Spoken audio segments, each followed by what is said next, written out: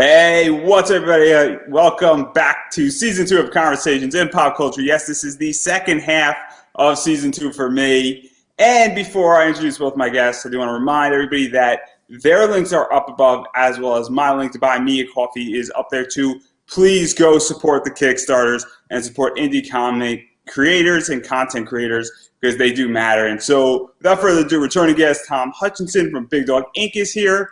And Jim Noble from Totally Rad Comics is here as well. So both of you, welcome to the show. Thank you. Thank you for having us. Thank you. Yeah, I am very excited because we're all going to camp apparently because you have the Camp Rad Dog crossover and Camp Retro happening Kickstarter-wise. Obviously, big crossover event. So before we even get too far into this, what is Camp Rad Dog? What is Camp Retro? And what's going on with this so everybody's caught up to speed before we dive too much into it? Go ahead, Jim. What is Camp Rad Dog? Go. It is the Kickstarter event of the summer. It's two indie comic book publishers coming together. We have Camp Crossover and Camp Retro. Big Dog Inc., Totally Rad Comics coming at you for a Camp Rad Dog event.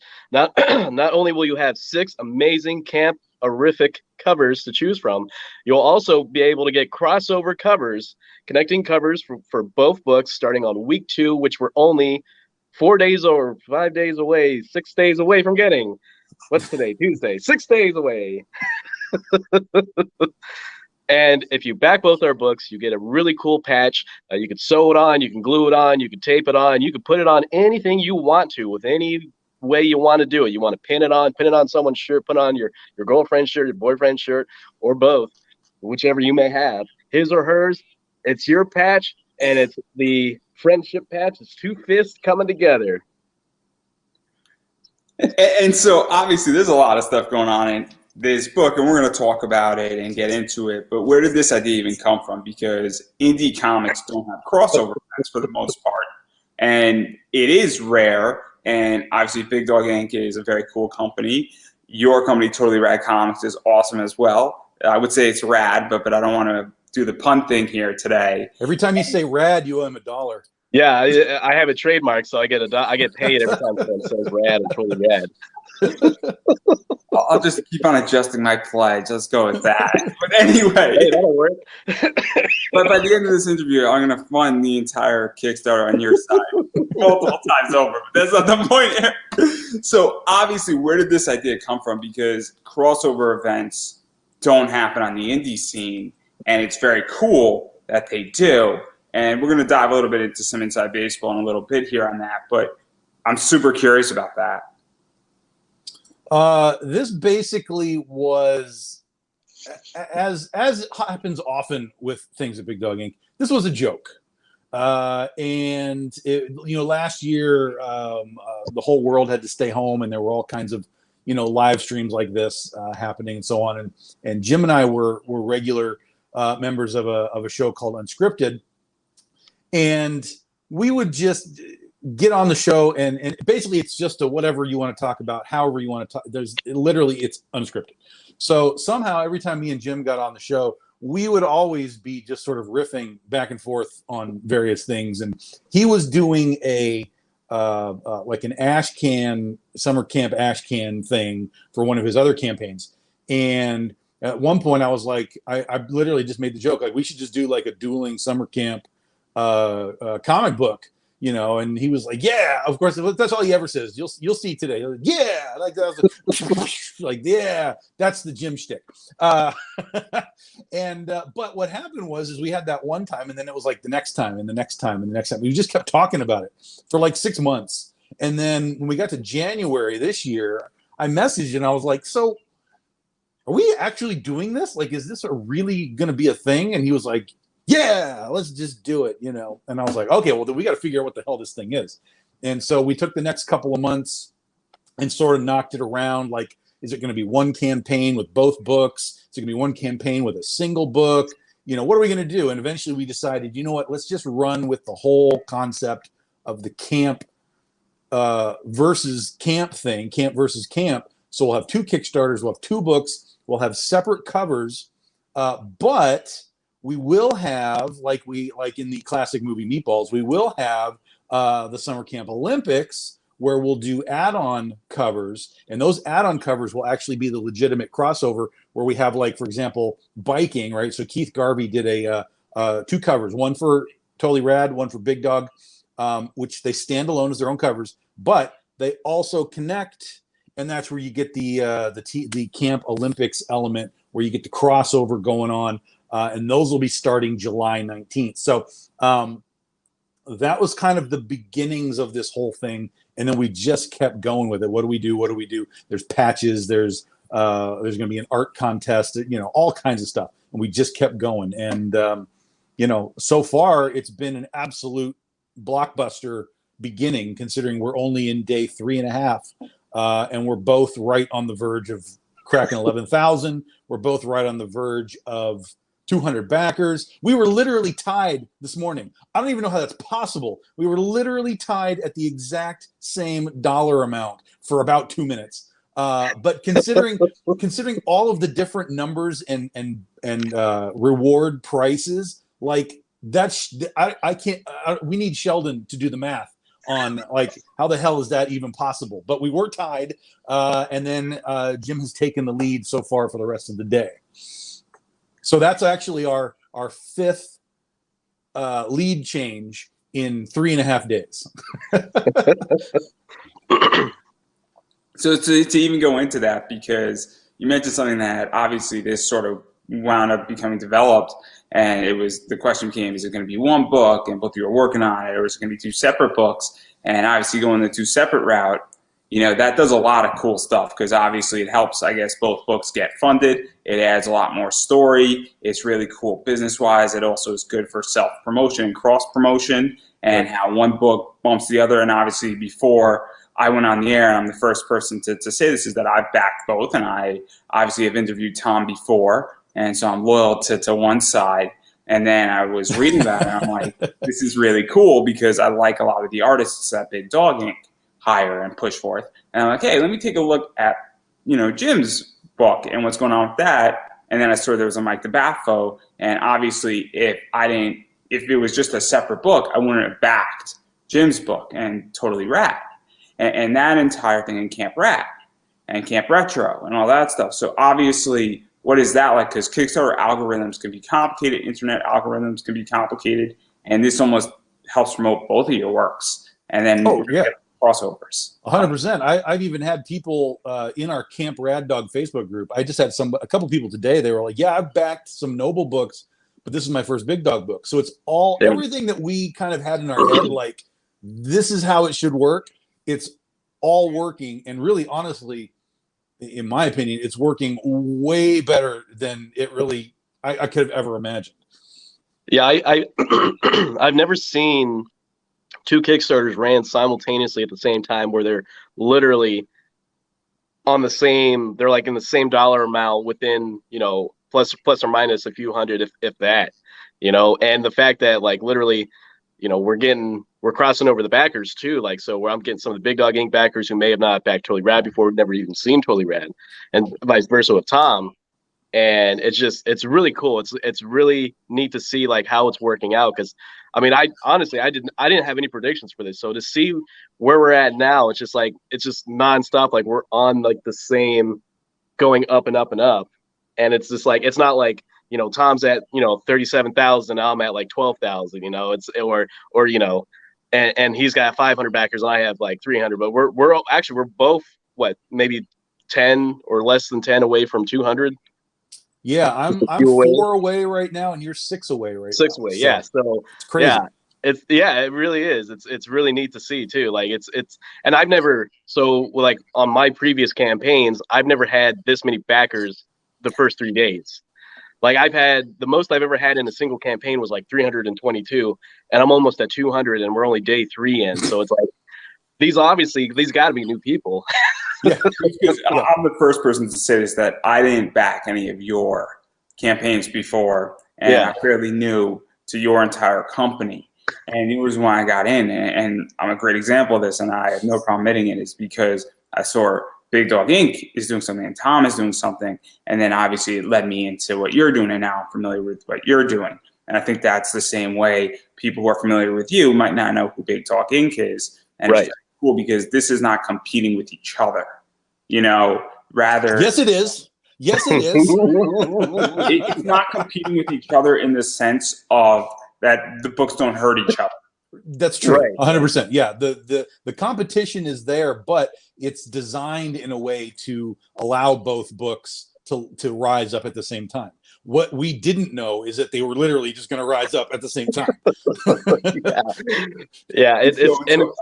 It's going to be really interesting next week too, when we start doing the crossover, the actual connecting covers, because we're doing that week 2 and we're doing one a day. So like each day is going to be really interesting to see, like, all right, how many people are we going to get? The same amount of people? Like, I'm hoping we get the same amount of people so they can get the connecting, Right. as opposed to just one person getting just the one half, you know? Like, I'm really curious on how that's going to go. Like, is there going to be like 50 people on one side and like 12 people on the other, or, you know, I don't know. Yeah. It's a huge experiment. And like Jim said, there's never been anything done like this before. There have been campaigns before where there's 2 books in the same campaign. That's been done many, many, many times. Right. But as far as actually generating 2 separate campaigns that are designed to function together and lift each other as they go, that's never been done before. And I'll tell you right now that at this point, it's a huge success. Yeah, and I agree, and it's very cool to see this because I haven't seen this, and I'm the first person also to say that I've been only involved in Kickstarter for about 3 years, and I was in Kickstarter maybe 3 years prior to that I had a very bad experience in. I am very new to Kickstarter compared to a lot of other people, and I haven't seen anything like this. I've seen, you know, one campaign is doing one half of a cover and the other's doing the other half, Sure. but the books aren't, you know, related to each other beyond just the connecting covers, and this is a lot more than that. And I sort of want to get into this because obviously both these camps share sort of a beach, and they Yes. share Lake Sandy Bottom, and Yes. there's 2 camps going on. And so what was it even like building out this entire world? Because these 2 camps are near each other. It's kind of like that American Pie, you know, Yep. the prequel between the 2 dueling camps. Yep. And Meatballs is the same way. And there's a bunch of camp movies that are similar to that as well. And so what is that like, even just setting up the parameters for this? Because both camps can operate in their own world without interacting with each other. Right. Yeah. The world is essentially the lake. That's it. And then on each side of the lake, there's the individual camps, and they operate differently. They run differently. They don't really have a need to, you know, from a story standpoint, they don't really have a need to like, okay, how did, you know, this character get over there? Like that doesn't have to happen. So each universe, because this is really what it is, it's the Totally Rad universe at camp, it's the Big Dog Inc. universe at camp, and they can really just run within their own set of rules and needs and whatever happens to be there. That's the creative doors that just are like, okay, we're not really stuck on anything. The idea is, here's a camp, here's the characters, there's a lake, go. That's it. And then he can write his story, I can write my story.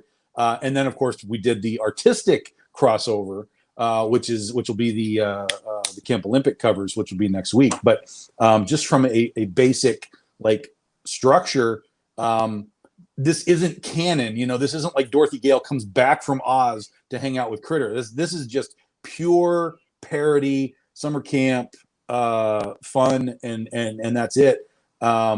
And that's what the fans and the readers should expect. Don't be thinking that like you're going to see, you know, Dorothy flying out of a house off the rainbow because she came back to summer camp. That's not it. It's just we're taking the characters out of their normal boxes, putting them in a different box, and having a new story. And so that's your universe is obviously dealing with a lot of the Big Dog Inc. stuff, and then Jim's universe is dealing with everything that is definitely from the 80s. And it's going retrosexual, if you will, and that's a nod to somebody who I'm going to send this to, who in 70 days is free. And if you don't know who that is, I'm going to remain in code on that one because I don't want to get in trouble or him in trouble either.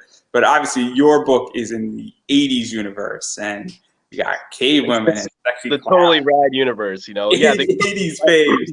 My And I don't want to cave woman who falls through a portal in time and ends up in the 80s. They all somehow end up in the 80s, and so like, you know, that all my stories take place within the obviously the 80s, and then somehow the characters end up in the 80s. Like there's not a Totally Rad 90s series. There's not a Totally Rad. I do have a science fiction series that is outside of the 80s universe, the Totally Rad universe, kind of, but she's still in that universe.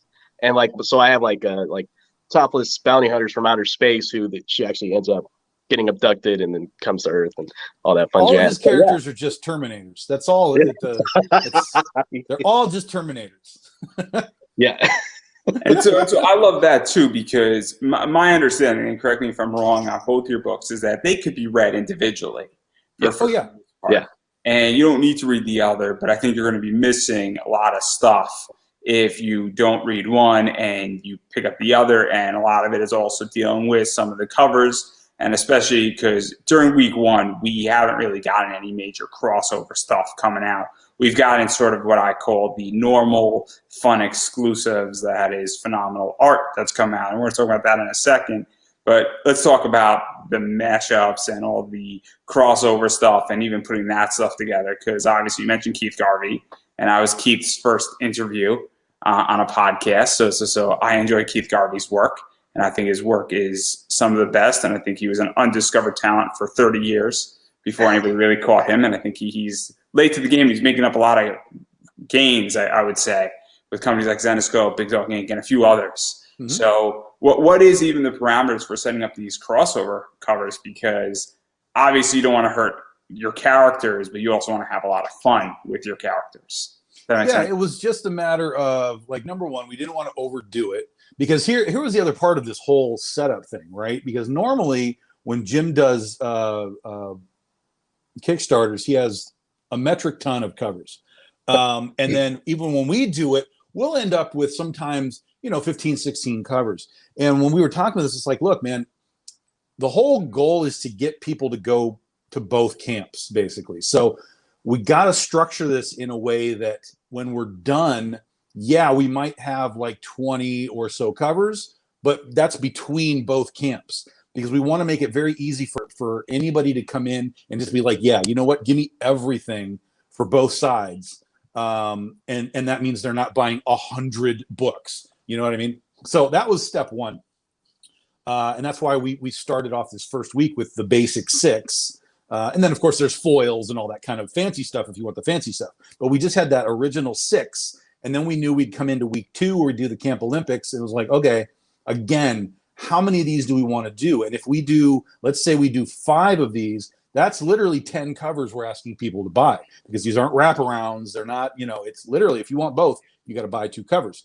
So we was like, well, let's maybe pick 5 or 6. Let's pick some activities. Let's see what makes sense as far as what we can do with some fun art. And that's where it just came down to. We eventually just broke it down into 5, manageable activities that could be done for art, that would connect, that would be fun. And that was it. We just kind of, whittled it down to 5, chose our 5, and then we were on to whatever was next. Right. And the other thing too is, like, when it came down to those 5 covers, is also getting the artist. And it was basically, for us, it was a lot of the artists that we work with. There's crossover there. Like we work with a lot of the same artists from time to time. So it's just a matter of, okay, who are we going to get? Like Keith Garvey. Keith Garvey's done, dozen covers for me. He's done quite a few covers for Tom. And then, for the Totally Rad side, like I think Courtney Rose, that was her first Big Dog Inc. cover. And for me, on the Big Dog Inc. side, we got the Pedro Perez cover. So, that's the first time that he's done a Totally Rad cover. So it's really neat to be like, okay, here's the artists I have. Here's the artists I have. Here's the ones that are mutual. Let's go with these and then put these in there. So it's really cool. It's really neat to see, and to see him do your character. People who've done your characters or haven't done your characters before, to do them, it's just really cool to see. Yeah, and I also, just from my perspective, is that at a certain point, there is a limit on what people can buy, and overloading your customer can kill them. And, if you have, as you guys stated, like if you have 20 covers and Tom has 20 covers, that's way too much, and people are going to have to pick and choose. And even in my world, it's like I only have a limited amount of money to back certain covers. And so at a certain point, when people do want everything, you don't want to bankrupt your fan base. Right. Because you want them to back another project in 3 months from now. Right. And there are those people on both sides that will come in and just click, give me all of it. But yeah, they'll do the all cover tier. And and the cool thing too about this is probably like the only Totally Rad Kickstarter that I've done, at least, that probably the most easily affordable. You could literally own all the covers for this, because usually that tier is like $1,000, but this time around, if you want to get all the covers, not counting the foils and metals, you just want to get all the covers, it's just like $110. That's it. And so I think a lot of people are jumping on that just because, hey, this is the first time I can get literally all the covers. Because usually I go through, I do the alphabet thing, cover A, cover B. I go through all the way through Z, and then I'm, A1, A2, and then the next, and so on and so forth. And yeah, I know people like that, and I'm very selective because I have a budget and I want to remain at least somewhat healthy. And right. I'm in my parents' house right now, and if I go overboard, I will not have supper. So we're going to leave it at that. So, and then I will be yelled at in a very unpleasant way. I think yelling can be fun, guys. It can be fun. Just sometimes it cannot be fun. So on that note, it is what it is. But I like the fact that it is affordable, the basic set, and I think it is important because obviously, if you were doing a $1,000 tier, that's gonna. Somebody could drop $1,000 very easily, but then they're not going to the other side. Right. It's super important to understand that. Exactly. Yeah, and that the way that the backers and the pledge amount have been very equal all the way up, it looks like that our thought process was right on the money. So.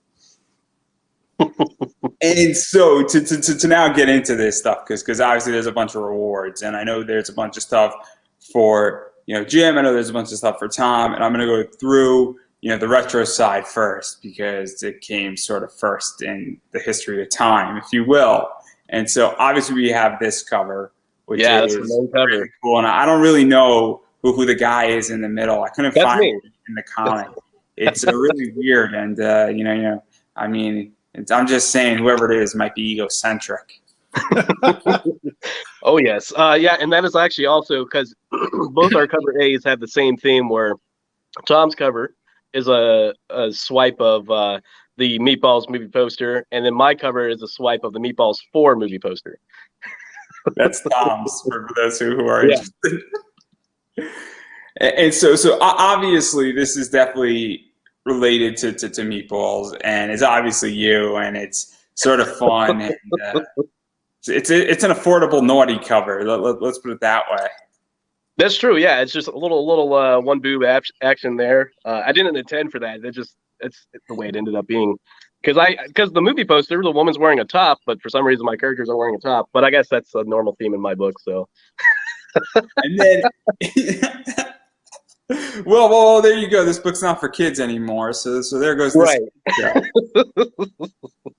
and then this is cover C. And yeah, cover B. So we'll start with cover B, and then this is cover C, and obviously this is Dan Mendoza, and for those who don't know, Zombie Tramp. For those who don't know, and this is right out of the pages of Zombie Tramp. Yeah, I'm really good friends with Dan Mendoza. Have been for quite a few years, and when he was actually the first cover he was the first person to do a cover for this book, and so I've been sitting on this cover for almost 6 months now. We better do the summer camp book because I got a Mendoza cover. And so I like the fact that there's a cover B, a cover C on this, and that it's always fun in that regard. And then obviously there's this one too, which is cover D. And I don't know who this artist is. I have actually never heard of. I think it's Shikari, I want to say. Yeah, so Shikari, they're a fairly new artist on the scene. They've been doing covers for some indies, a few new indies lately, and they seem to be getting really popular. So I figured, hey, why not? Why don't you do my sexy clown Roxy Feelgood? And so he actually so he did this one, and then he did 5 other variations, and I was like, yeah, we'll go with this one. And so that's something that's out there in which because I never saw that artist, and I think that's something about the indies that's very cool in that regard as well. And then I also want to mention this one, and Jeff Wilson is just classic, and I would have got this cover, but I can't share it on Instagram, so that's why I didn't pick it up. It's actually, granted, it does say naughty and naughty, but you don't see any naughty bits on this cover. It's the most naughty Steph Wilson cover without seeing any vagina or any boobs. Like, you see the boobs squish, but you don't see, obviously the bad nipples, which people don't like for some reason. You can't show a nipple, but you can show the rest of the boob. And then this is the cover I picked up, and this is yeah. Mike DeBalfo, and obviously he kills everything he touches. And this is the foil version, I think, or the metal version. The metal, yeah. Granted, the metal will be more reflective. Actually, I got an example of one of the metals I have right here. Simulated metal effect. It's super. This is a metal cover. It's super reflective. Like, you could see my phone and the back of my Kickstarter on my computer over here. Like, that's how reflective it is. It's like you could do cocaine off this metal cover. It's super mirror reflective, the mirror metal. It's very nice. And so you have 6 basic covers, and then obviously we get into the foils, and then we get into the metals. And you have a bunch of packages and triple packages because somebody might just say, hey, look, I love the Steph Wilson. That's all I want to pick up, and that's great. And you could get all 3 of them. You could get some combo deals of a variety of stuff. I think there's a B and C regular cover combo deal if you're just a Mendoza fan. And so obviously there's a bunch of stuff with you going on with that's available. And obviously you limited the basic 6 because normally you would go hard. Normally I have like I usually have like 20 or 26 covers to start. And like my last Kickstarter, it was 3 different books, and I went all the way through A through Z on all 3 of them. So, so this is definitely a really big change for me. And the first Kickstarter I ever did, I did 16 covers, and that ended at $8,000, and that was 2 years ago. And so I'm already past that $8,000 point. I even have way less covers than I had then. So it's amazing to see how far we've come. and then I'm going to come back to this because it's actually a very interesting question that I have. But I do want to talk about Tom's rewards as well. And obviously you have some different stuff that he has as well as some covers. And so you have these, and these are the like acrylic stand characters. And I haven't seen this, and I think they're all just $20 a piece. And obviously we have pretty much all of them from Big Dog Inc. in camp mode, I guess. And so what prompted this to be developed? Because these are fascinating. And this was something that I'd been kind of watching for a while. I wasn't really sure how, when, or where I wanted to kind of tackle it. I've seen them at cons, just sort of in general. They weren't like comic book versions. They were just acrylic standees of, like, I don't know, Pokemon and just weird crap like that. And I was like, that's cool. And then I started to see some folks. I have seen a couple of people do them for their campaigns. And I was like, oh, okay, so I'm not the only one looking at this. And I thought, you know what? This is such a weird campaign. It's such a weird parody of everything that I normally do.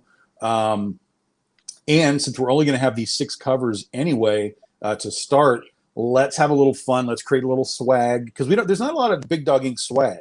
You get some stickers and trading cards and stuff when you do these campaigns, but we just haven't really gotten into, like, water cups and mugs and, like, whatever. And so this to me felt like it was something really unique and interesting and fun. And so I was like, yep, let's just take a shot at this. Let's throw them out there. So there's 4. Was there 4? 1, 2, yeah, there's 4. So there's 4 characters. Each one will be about 4 or 5 inches tall. They'll have a base to kind of stand them up on. The base will be the Camp Crossover logo. And we're only going to make 100 pieces of each. That's it. We're making 100 pieces, and then they're gone. So whatever gets sold on the Kickstarter, whatever's left, we'll take them to Comic Cons and that kind of thing.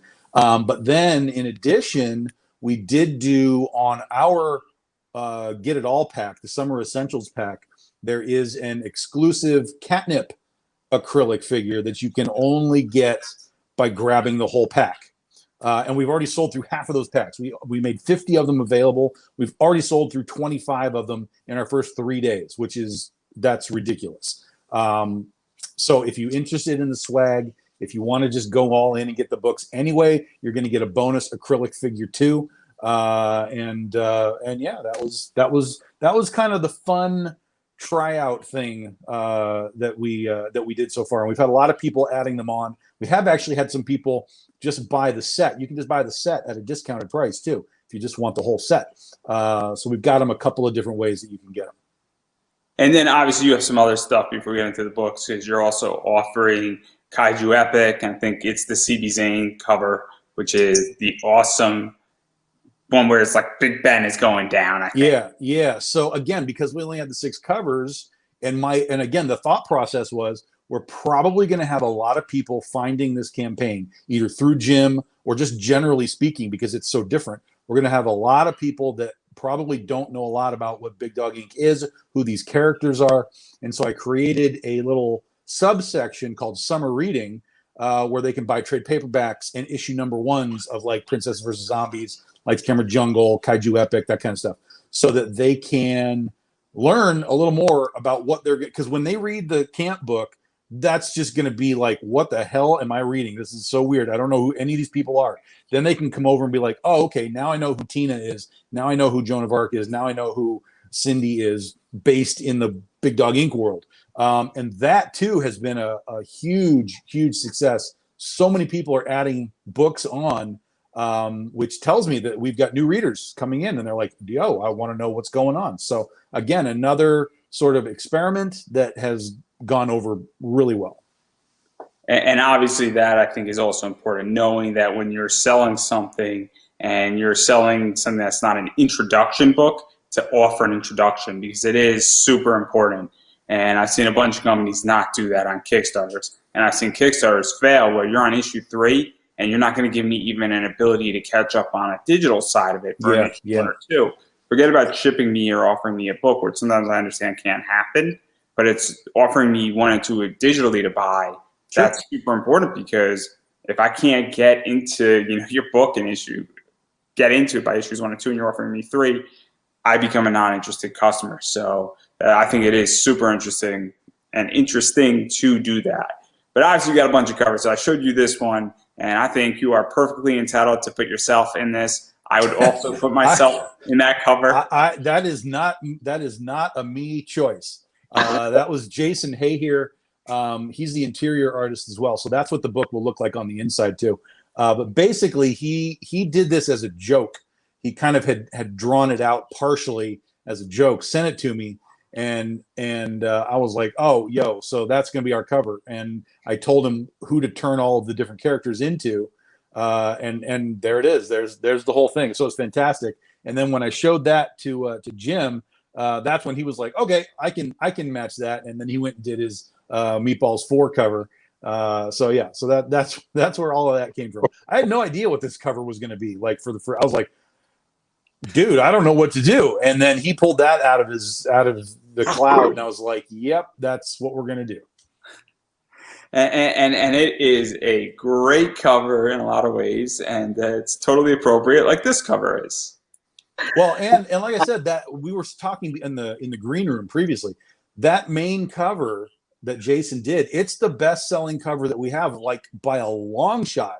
And when you add up like the basic pledges, the pledges that have done the all or nothing pack, and all the people that are just adding it on, in the first 3 days, we've already sold 100 copies of that cover in the first 3 days. So it was clearly the right direction to go, and people 100% gravitated right towards it. So yeah, it was good. And well done, Jason. This cover is fascinating in so many ways, and I'm not too sure. I'm slightly confused. But I'm not complaining. So all of those are the right reactions. They're all the accurate reactions. This is not a cover that you normally would see on a Big Dog book. But again, because we're playing the parody game, we're just kind of taking everything out of the norm. This is the artist is Keith Rain, somebody that I met at Cincinnati Comic-Con like forever ago, like so many years ago, and I've always wanted to work with him. And it just never worked out. And finally, when I was starting to line up the covers for this stuff, I remembered some of the work that he did, and I was like, "Oh my God, this is the moment. This is where it has to happen." And I shot him a message. I was like, "Yo, we want to do like this," and he was like, "Yep, we can do that. And he did it. So it's a really fun cover. You got a crossover with Cupid the Angel and Cindy from Princesses versus Zombies having lunch. They're just having lunch. I don't know what you're worried about. It's just the most totally rad cover without being totally rad. It's definitely a naughty cover without being naughty. Is right. And then this cover is fun too because I've never wanted to play tennis more. Yep. This was a great image. Again, we're just trying to be fun and goofy with this stuff. So this is Bill McKay, Sanju Nivengoon. Very different sort of Bill McKay. Like this is not a normal Bill McKay cover, which is one of the reasons why I like it so much. The last couple of covers he's done for us, we kind of went back and forth a little bit on posing and stuff. And he was like, yeah, man, let's just keep ramping it up. And so the Angel, and it was a tricky perspective too, because he had to figure out how to do the net and all that, the tennis net and so on. So it came out great. It came out really cool. It did exactly what I wanted it to do. We got Afriel from Penny for Your Soul, who is the Angel, who is completely clueless as to how hot she is. And that completely came across in the cover. So perfect job. Well, I could tell you what this cover is, and the best description is it's the really hot teacher in your school when you're a senior in high school cover. Also, yes. Well, yeah, and again, we're playing on the idea of the the hot camp counselors too. So all of the tropes and the cliches are here. so I like this cover too. There's a lot of really good covers in this outing that are just amazing, and then this is just fun with it's just very wholesome. I feel that this cover. I feel like this is the safest cover. If you cross the wrong way, you might get chopped. Yes. Wanted to just do something simple as well, because again, trying to keep all the options open for whatever your collectors are coming in for. Not everybody is a big fan of boobs. Not everybody is a big, all that kind of stuff. So we wanted to do something that was fun, that was cute, that was that fit with the characters. So you've got Critter and Schoolgirl on the left. They are the superhero team that we have in the Critter book. And then on the right, we threw Mrs. White in with her axe. So she's been chopping wood. She's from Princesses versus Zombies, but we threw her in there to kind of fill it out with the wood and the campfire. Another great cover. So this is April Reyna, and this is her first ever Big Dog Ink cover. And so I like this cover because I think it really hits to a wholesome level. And I think that, hey, if you just like the stories and you're not looking for that sex appeal, this is kind of that cover. And it's really smart to have a very nice cover. Much like the cover A is not that bad, all things considered, versus Bill McKay's cover. Bill McKay's cover is amazing. I mean, bad in the sense of being suggestive. Sure. Yep. I enjoy its suggestiveness. Not saying I don't enjoy it, but I want to clarify the point here, okay? I want to just clarify it. Also, Sanju is a great colorist. Oh, yeah, absolutely. He's great, and he's been on this show. So there we go with that. And then I like pillow fighting, and this is fun as well. Yeah.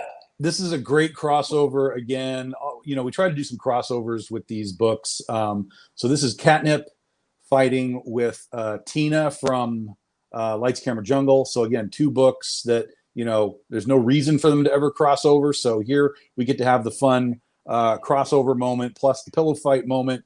There's the Lights, Camera, Jungle poster in the background, which is great. Because in the Big Dog Ink world, Lights, Camera, Jungle is a TV show. So, of course, there would be swag and posters and stuff like that.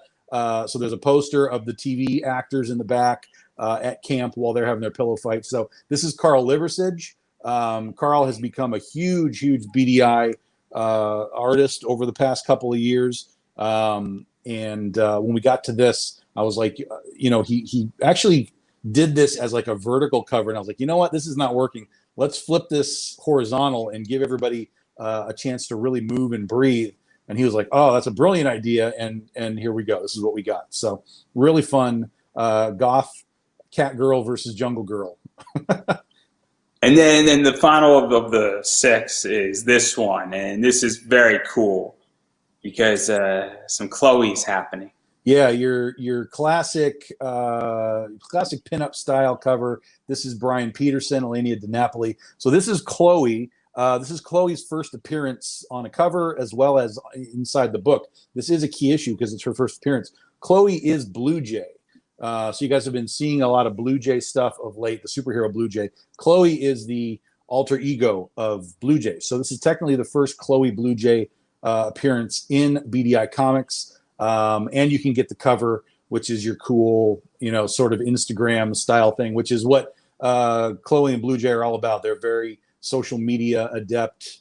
Well, they're the same character. She is the social media adept character, always using her Instagram and getting the right photos and so on. So it made absolute sense again to kind of take the camp idea, the basic camp idea, and use it as a catalyst to push BDI forward again. And obviously, Ryan Peterson's just killing it lately. Oh yeah, he's just killing it. And so he's Absolutely. very, very good, and he's about to become a lot bigger. I can tell you that, and I think you know that very well. That's why I just keep giving him work. Like you don't need to go anywhere else. I'll just keep doing work over here. And so obviously, I just showed 12 covers, and obviously all 12 of them are currently available. And I'm curious how you guys feel, because obviously, Tom, you've been booking a lot of covers as of lately, and Jim, you've booked a bunch of stuff as well, and you've done a bunch of covers, I think, right? Hopefully, I think. And so my question is that, because I'm about to book a cover, so it's a personal question as well as an important question from somebody who but I don't want to say yet because we're working it all out. But what makes a good cover? Because all 6 of these covers are amazing in so many ways, and they hit so many different niches.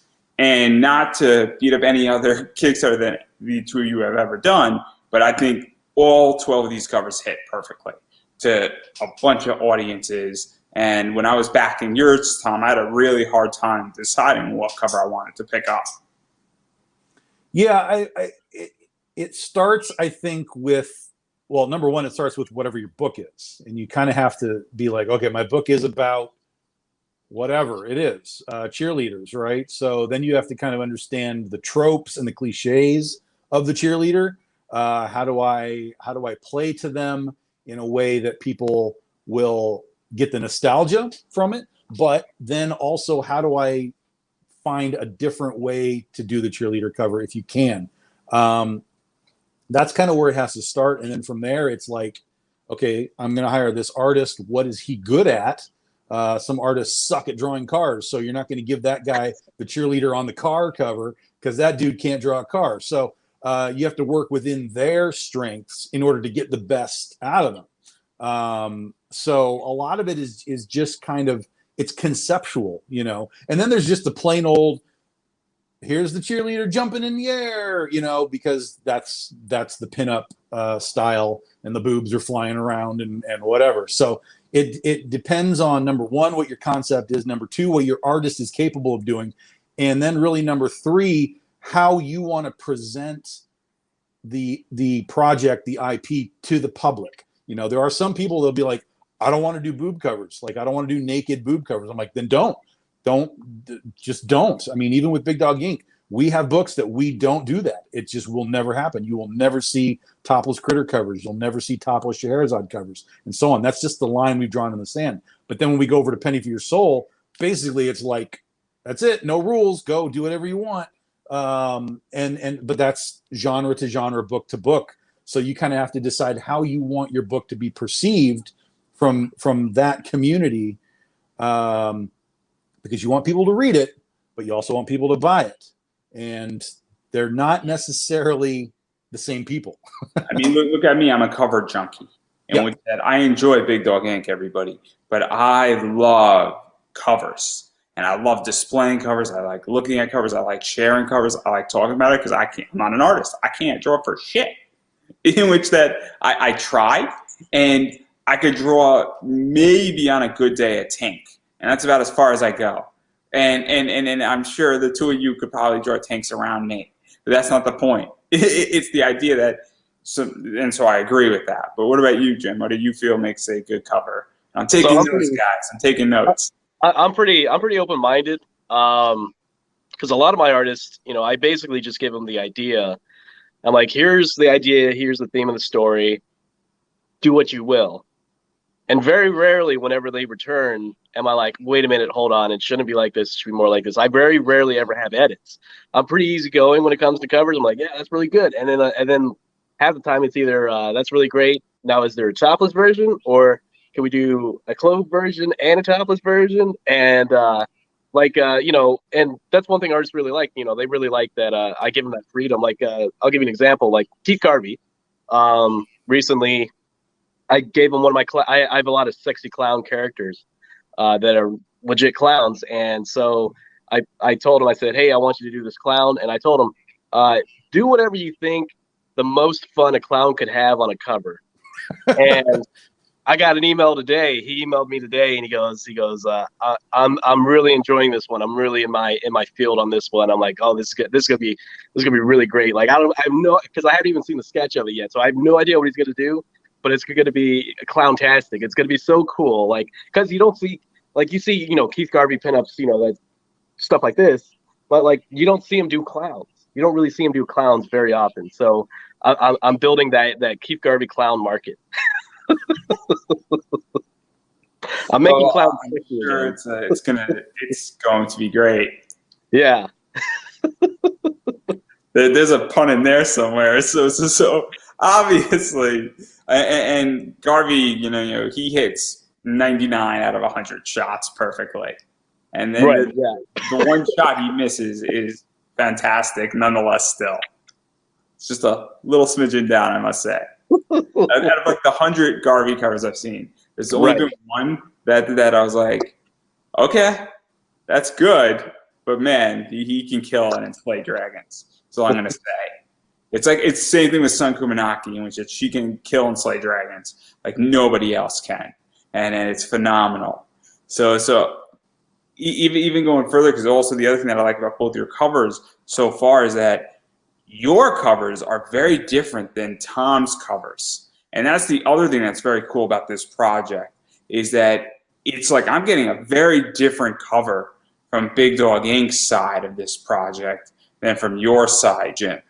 And so what is that like? Because I'm getting the Mike DeBaffo and the Brian Peterson, very different ways on how to draw females, very different ways that are playful. And when I'm comparing both of them together, so I think they're both either one of them's a cover E or a cover F, or they might be both cover Fs. Yeah. I understand they're different characters, but it's the idea that I'm like, wow, this is two different styles with books that have, tie-ins to each other to some degree. So what is that like? Because it is cool that you guys are funneling into each other's Kickstarters, and then you're offering completely different products. And I don't feel like, because I feel like when I back Kickstarters, and this is my 28th and 29th, now a lot of the time I'm backing similar artwork, and I feel like with this one I'm not backing the same artwork. So I don't know how you guys feel about that, and if that was just by chance or was it intentional, because it is super cool. Yeah, well, Tom has a theme. Obviously, he's got the Big Dog Inc. universe, the Big Dog Inc. characters, a theme that people, have known for years. And I'm still fairly new, but for me, like, I have a theme. I'm very well known for a lot of the risque covers, the more naughtier covers, the topless covers. So, granted, it's less covers than a Totally Rad Kickstarter, but it's still the same Totally Rad feel. Like, you're still getting the same product, but with a new twist on it. You know what I mean? Yeah. When you go to Camp Retro, it's going to feel like Totally Rad Comics. When you go to Camp Crossover, it's going to feel like Big Dog Inc. Comics. It's the way it should be. It's literally the way that it should be.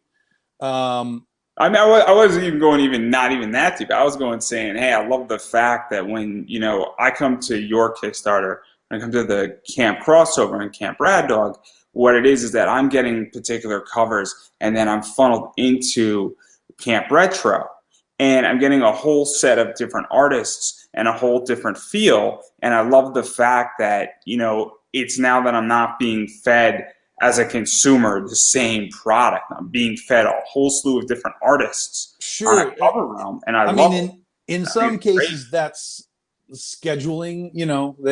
We both can't have Shikari necessarily. We can't have Debalfo right. necessarily. Just that's a lot of cases. That's just scheduling.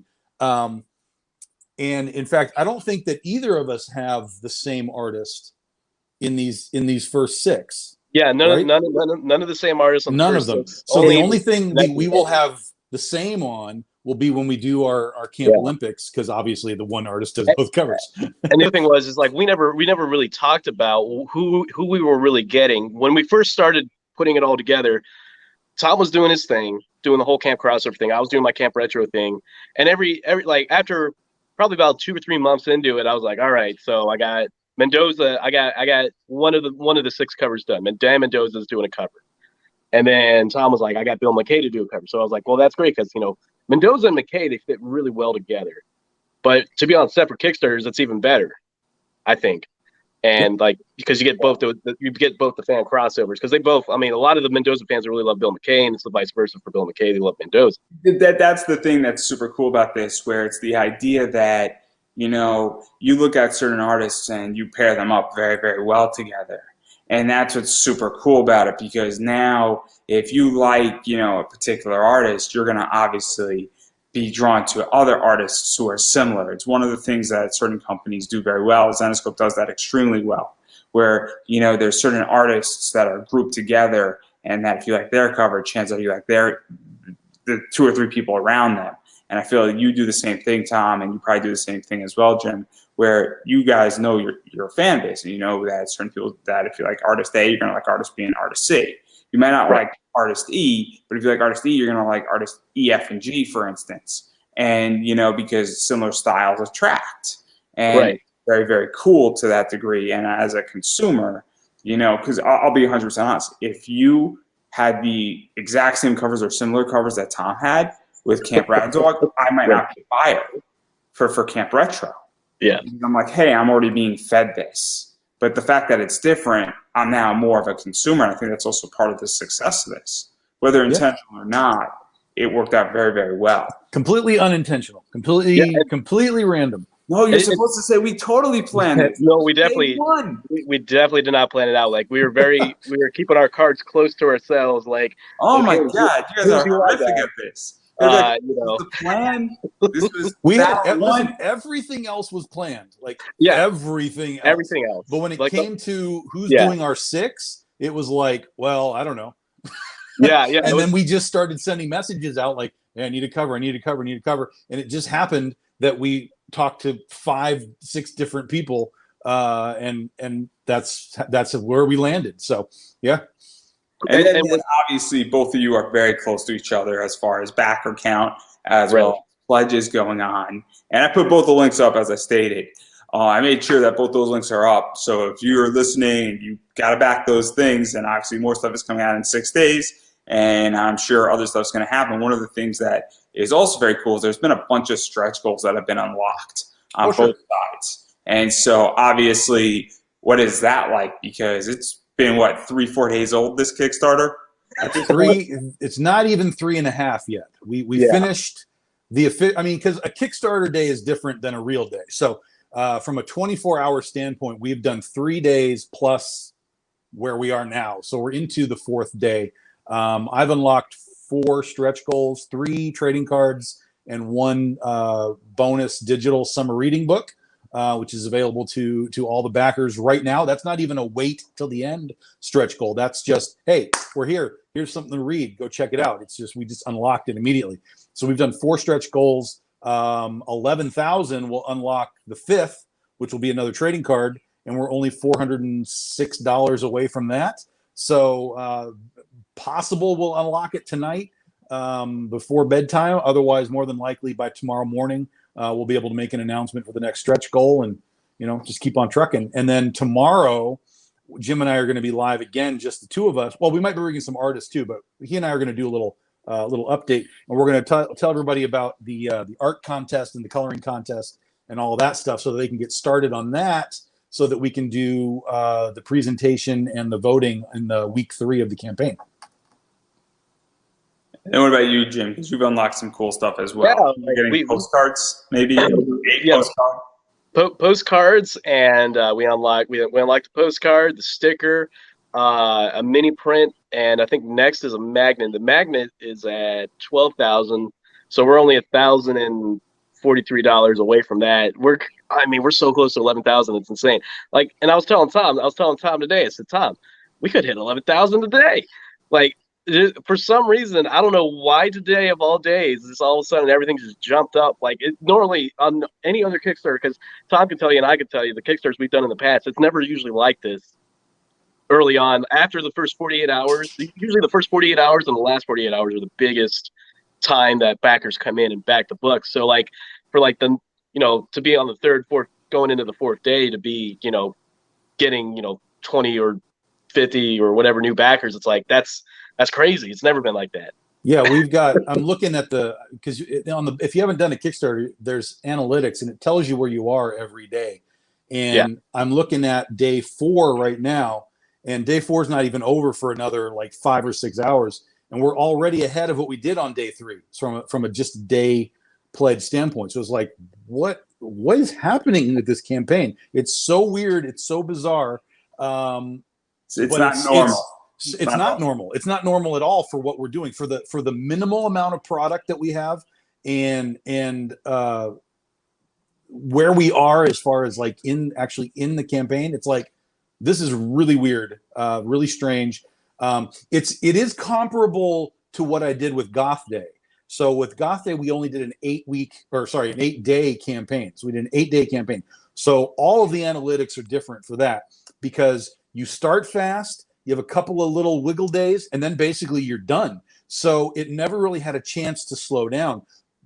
So this is a 21-day campaign, and we're pacing numbers right now that are Goth Day numbers. And we did 15,000, almost 16,000 in 8 days with that campaign. So it's so weird, but I think it's working because of the fact that we're doing it as a together thing. It's a dual thing. Each time we do a marketing piece, it drives people both directions. I think people like the competition part of it. They're like, oh, they're going to get Tom 20 more bucks so that he's in the lead. That kind of stuff has happened a few times. So I think people just like the energy that we're doing. We do have a Camp Rad Dog Facebook page which has picked up almost 20 new members today alone. And they're all in there now, just interacting with everybody else. That's where I'm seeing people like, yo, I've done Noble campaigns, but I have never done Big Dog. So this is my first time here. I'm like, sweet. All of it's working again, like we said, but it's like working way beyond what I expected it would have worked. And what was really cool too, like when we first launched that first 24, almost 48 hours, there was no other campaign comic book wise that was launching after we launched. Yeah. So in the popularity, we were in the top 5 popularity for a good amount of time. Yeah. It also probably helps a lot as well. Where, absolutely. When you don't have as much air in the room or competition in the room, people flock. And also, I was looking out for it because I knew it was coming down the pike, and obviously I like to be in the first 24 hours backing stuff, because obviously there's early rewards and there's a variety of other things, and also you back something and things can sell out, which just sometimes happens. Sure. Well, and backing early, that helps the projects in the algorithm race, because basically every time someone is a backer, it's basically like a like on Facebook, and it pushes it up the viral algorithm. So and you don't get charged till the end of the campaign. So there's literally no reason to wait till the last day. It doesn't matter. You can do it day 1, and you can change your pledge at any time during the campaign. So go ahead and jump in early, help the campaign get that giant day 1 boost. And then if you see something that gets added on that you want to change, then change it up. No big deal. Yeah, I might even change up what I want, because I'm still figuring out what covers I want. So there you go. But it's just get them all. Just get them all. I wish. I'm on a budget, unfortunately. And we won't tell anybody. It's okay. I would prefer that to not be yelled at, and I'd prefer to be able to get like 3 other Kickstarters that are coming in the next 2 months. Yeah. And you two are the only Kickstarter I'm backing in July, just because I went overboard the first half of the year, which is crazy. But even going further, because I don't want to keep either one of you as far as time, but obviously, I do want to give both of you an opportunity to self-promote because obviously I backed both cover Fs, so I could speak, and Tom always delivers on his projects, and there's always good stuff, stretch goals, and a variety of other things. Obviously, the Oz books have done very well, and there's always been some cool stuff with that, and we've unlocked a bunch of cool stuff, like a 600 print run comic was unlocked, Yep. and some metal cards, and I think a poker chip, and some other stuff on the first one. I think the second one is shipping out in what, like soon. 3 Soon. weeks? Yeah, it's finishing up. It'll be at the printer hopefully by the end of the month.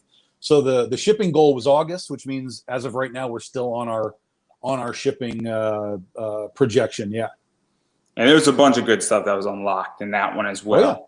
And so you always deliver, and you've gotten a lot better on time, which is something that I know that you wanted to accomplish. Yep. And yeah, Goth Day is actually just about finished at the printer too. So that'll actually ship before Oz, right towards early. Well, I don't know. It depends on how fast they can get the books to where they need to go. But right towards the end of the month, we'll have them in our hands, and we'll be sending them out. And then that's when Oz will be going to the printer, and we'll get those towards the end of August. And the reason why I bring this up is that there was a debate in a bunch of Facebook groups that if you haven't sent out your Kickstarter yet and you're running another campaign, you shouldn't be doing that. And I just think that's ridiculous, because I think that as long as you're delivering within reason, I would rather somebody be funding, a bunch of campaigns and maybe, their books are coming out in a month because, well, that just means they get their next book out faster. I mean, there's people that are like years behind. And I get it. Like if someone's like years behind on your campaign, fix that, dude. You got to fix that. And we've been late in the past, but we've always put the book out. Always. We've never not put the book out. And this year it was our goal to kind of build some of that. Last year was the infrastructure build time, but everything fell on its face because of COVID. It all just went collapse. And so this year it's like, okay, let's make sure that we are getting our stuff on time. So the first Oz shipped on time.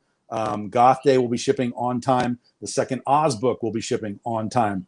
Now, that does mean that there's some overlap between campaigns, but the shipping window that we've created, we're hitting our shipping windows. So that's all you should be worried about. And the reason why I bring this up is because, I wanted to give you the opportunity to clarify that, because I know exactly what you're doing. And I think that people, get a little jumpy sometimes, and they always think the worst case. And it's the idea that if somebody's a month behind, it's not a problem for the most part. As long as there's communication, that's really the key. Because listen, we had a problem one time where we had an entire printer skip out on us. Like, oh shit, I have to go find a printer now. And so that's not my fault. We had the book, we sent them the files, and they're like, yeah, we're not going to do this. We're gone now. So it's like, okay. So problems happen, in the comic book world, especially in the indie world. Listen, even Marvel and DC put out late books. If they can put out late books, here's the one-man team that over here trying to do this when they've got 100 people, on every book. I'll give you a real quick story. So there's a company called Comic Mint that just had an Art Gem book. Book came back. It's a 3,000 print run, a 1,000 Virgin variant, and book came back. Entire run came fucked up. What they basically said, they spoke to Marvel, they spoke to Art Gem, they said, we're going to just reprint this entire thing. They scrapped the entire run, and the book is now 2 months late into consumers. But they shot everybody an email. They said, hey guys, we don't want to send out a faulty product, and we know that you're all collectors and you just spent like $100 on it. We're not going to send you a misprint run. And all they did is they communicated, and they said, hey, this is what's going on. You're going to get your books in August, not in July. And that's all that I think people want. So obviously, but enough about that. Obviously, I do want to give you an opportunity to promote yourself. So where can people find you? Yeah. So we basically live on Facebook. I mean, we're not hard to find. I'm here all the time, whether we're on our groups, doing the Camp Rad Dog group, whether I'm on just Messenger, regular posts. It's the easiest place to find me is Facebook. Then there's the Big Dog Inc. fan page on Facebook. There's the Camp Rad Dog group. Instagram and Twitter are basically the same thing. If you guys use those, it's BDI Comics. And then we're on Patreon, patreon.com/Big Dog Inc. We do all the backstage stuff there. So you get to watch these books get put together. You watch logos happen, character designs happen. You get to watch the pages happen from pencils to inks to colors. You get all of the backstage fun and goodies. Plus, there's exclusive books available to Patreon members only.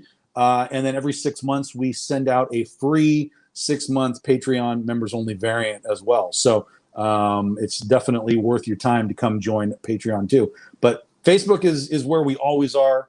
If you need quick, easy access, just shoot me a message there or to the Big Dog Inc. fan page, and we can answer questions. And what about you, Jim? Where can people find you, or what would you like to say? Because I didn't know I was missing. You can find me at I'm on I'm just a lot like Tom. I'm on Facebook a lot. Jimmy Noble. Tom and I actually do a movie show with our other better half, David Fott. Usually we do a movie show every Saturday. It's on hiatus right now. David's not feeling a little well, so we're just waiting for him to get back and recover so we can get back talking about movies. But also, as far as I go, you can find me Totally Rad Comics on Facebook, Totally Rad Comics on Instagram. I'm super easy to talk to, super approachable, from sexy ladies in the 1980s to, sexy clowns, you name it, I got it, you want it, I can give it to you. Any cover that you guys see, any books that you guys see that you want, just feel free to message me and be like, hey, do you have this? Because I've done, I'm only 2 years old technically, publishing wise. Totally Rad's only been around for 2 years. I've done over 17 books and over 500 variants. So there's a lot that people when they find out about me, they're like, hey, do you have this, this, and this, and this? And I'm like, yes, no, maybe, and then I can get it for you. Like, I'm the pusher, man. Like, I will push my comics onto you because I'm moving. I got a lot of stuff in my apartment, and I need to sell them all to make that move. And so there you go. Obviously, there's a lot of ways to support indie comics here. So clearly, I'm going to just go through this really quick because you have to support indie comics. And, well, you got to back the Kickstarters. And if you're backing one of them, you should back the other one unless you want one of these people not to win, and that's your prerogative, which is totally cool with me because it's not my Kickstarter. So I have no stake in this except that both these books are funded, which means I'm going to get both what I want out of the two of you, and putting it up on Instagram at some point. It's going to be fun, and maybe I'll pick up one of those connecting covers, or maybe I won't. I haven't decided yet. I have to see which one is cool, but that's not the point here. They're all cool. But there's one that's the coolest. There could be only one. Maybe. So I know the one that will sell the most. I guarantee I know the one that will sell the most. And Jim knows what that one is too. Are you talking about the connecting covers? Yes. Yeah. It's pretty obvious which one will sell the most. I think when I see it, I'll know it too. Yes. Yeah, you'll definitely know. You'll be like, oh, that's the one. Yep, that's the one they were saying. Like, that's the one that Dom talked about. Yes. But anyhow, as I was saying, what you need to do is that you need to back Kickstarters to support indie content creators. It is the best way how to support them. It actually means something. It is how books get funded, and it is super important. But even going beyond that, obviously, Big Dog Inc. has a web store, and there's a bunch of comics there that you can pick up. I'm sure that if you message Tom and you're looking for something, he'll direct you to where it can be found if need be. I also know that Tom sells a lot of comics on Sunday nights, so you can pick up stuff there, as well as obviously you can message Jim. And if you're looking for things from Totally Rad Comics, obviously you can contact him, and I'm sure that he will have something. You have a list of 10 books that you're looking for that you can pick up as well, and everything from that book. And I don't know who did that cover, but it's pretty hot. So clearly that's another way how to support indie content creators, is actually buying their other works. And it goes a long way. And if you see the book on eBay or you contact the person, buying it directly from them is way more important if they have it. If they have it. If they don't have it, then eBay is a perfectly fine place to go. Yeah, please don't go to eBay first. Yeah, and oftentimes if you buy it right from the creator, you're going to get a better price too. Way better price. A lot of stuff on eBay. I mean, Jesus, eBay, Big Dog Inc. prices on eBay are like, what the fuck is going on? Like, holy God. I released an exclusive on my web store. Someone bought the exclusive. I hadn't even shipped it out yet. And it was on eBay for almost quadruple the price that I was selling it. I'm sorry, that was not me. I'll make that clear. That was not me at all, but I would do that. So I'm the worst. but I digress right there. But having said all that, obviously you can get a better price buying directly from a creator or a publisher than you can elsewhere. It's a great way how to support indie, and you need to do it at this point. So on that note, and I'm not too sure who's in the lead, how we're going to decide, but I'll tell you right now that while Big Dog Inc. was the first to 10K, Camp Retro is the first to 11K. This one goes to 11. Yes, 11K. He had just rolled over 11K. We are Camp Crossover is now 358 behind the 11K mark. So we have a very real chance of hitting that tonight as well, which is just ridiculous. Because Jim predicted it. He was like, "Yo, we could get 11,000 tonight." I was like, Tom's like, no, it's not happening. Who wants the final word? Go ahead, Jim. Camp He doesn't have words. He has no words. I'm speechless. Camp Crossover, Camp Retro, Big Dog Inc., Totally Rad. Come on, you guys want to check it out. You want to have a good time. We have 18 days to go. 18 days, 12 covers between us, plus another 6. That's on each side. So that's another 12, 24 covers. 24. It's like a TV show. 24 covers. You can get all 24 covers for the low price of probably below $500 to get all 24 of those covers, roughly. Easy day between 2 totally rad Big Dog customers or indie creators. There we go. Awesome, totally rad dogs. Perfect right there. And I could have said that any better myself. So on that note, this is a wrap.